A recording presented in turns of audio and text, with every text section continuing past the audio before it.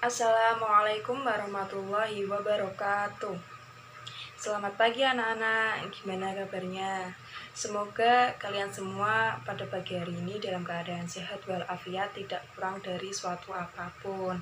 Amin. Sebelum kita memulai pelajaran pada pagi hari ini, alangkah baiknya kita membaca basmalah terlebih dahulu. Bismillahirrahmanirrahim. Nah, pada pagi hari ini kita akan belajar tentang hijrah Nabi Muhammad SAW ke Thaif. Nah, di sini kita akan mempelajari tentang di manakah letak kota Thaif, lalu mengapa Nabi Muhammad SAW hijrah ke kota Thaif, dan bagaimana perjalanan Nabi Muhammad SAW ketika hijrah ke Thaif. Nah, yang pertama yaitu peristiwa hijrah ke Thaif. Adapun firman Allah yang berbunyi Bismillahirrahmanirrahim, wa qalu laula nuzzila hadzal qur'anu ala rajulin minal qaryataini adim, yang artinya, dan mereka berkata, mengapa Al-Quran ini tidak diturunkan kepada seorang besar dari salah satu dua negeri Mekah dan Thaif ini? Quran Surat Az-Zuhruf ayat 31. Nah, kota Thaif adalah salah satu kota yang diistimewakan oleh Allah Subhanahu wa taala. Ayat tadi menerangkan bahwa kota Thaif dianggap setara kedudukannya dengan kota Mekah. Nah, kapan peristiwa hijrah Nabi Muhammad SAW ke kota Thaif? Peristiwa ini terjadi pada bulan Syawal tahun ke-10 kenabian. Nabi Muhammad SAW pergi ke Thaif ditemani oleh Zaid bin Harisah. Nah, apa tujuan Nabi Muhammad SAW pergi ke Thaif? Nabi Muhammad SAW pergi ke Thaif dengan tujuan untuk mendapat bantuan keluarganya yang berada di kota Thaif, yaitu Kinanah yang bergelar sebagai Abu Jalil dan Maksud yang bergelar Abu Kahal serta Habib. Nah, sesampainya Nabi Muhammad tiba ke kota Thaif, ia menuju ke rumah para pemuka Bani Sakif yang merupakan orang yang berkuasa di daerah tersebut. Lalu Nabi Muhammad menyampaikan tentang Islam. Setelah itu Nabi Muhammad mengajak mereka beriman kepada Allah Subhanahu wa taala. Nah, bagaimana tanggapan penduduk Thaif terhadap maksud kedatangan Nabi Muhammad SAW? Tanggapan penduduk Thaif yaitu mereka menolak secara mentah-mentah dan menjawab dengan kasar. Nabi Muhammad SAW bangkit meninggalkan mereka. Nabi berharap agar berita kedatangannya tidak diketahui oleh kaum kafir Quraisy, tetapi mereka menolak.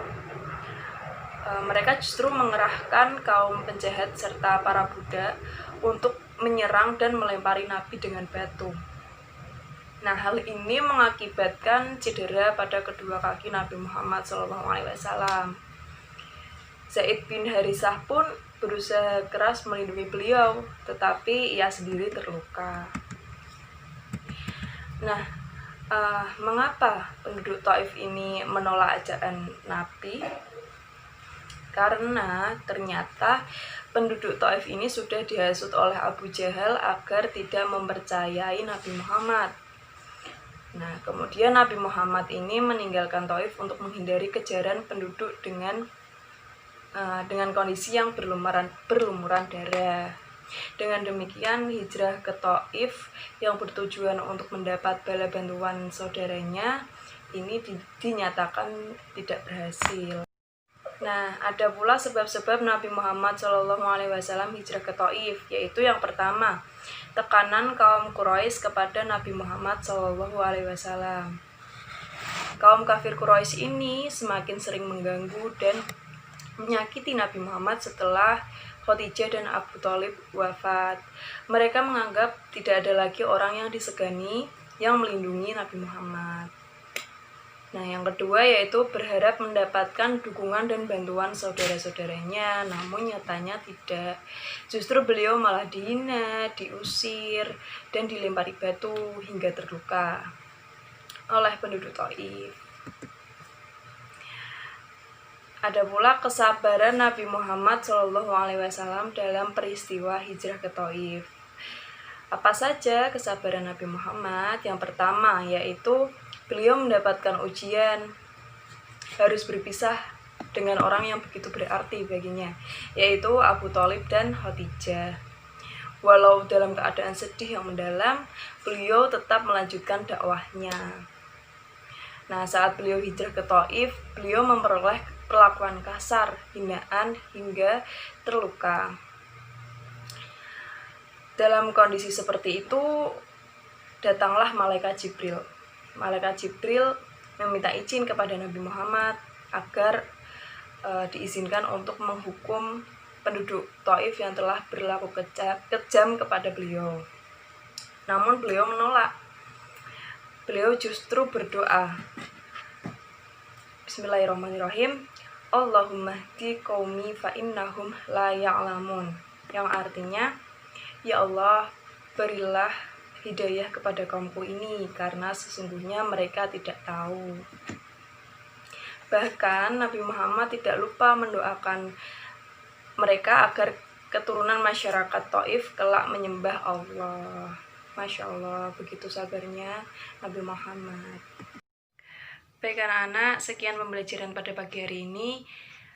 Semoga bermanfaat. Kita akhiri dengan membaca hamdalah bersama-sama. Alhamdulillahirabbil alamin. Billahi taufiq wal hidayah.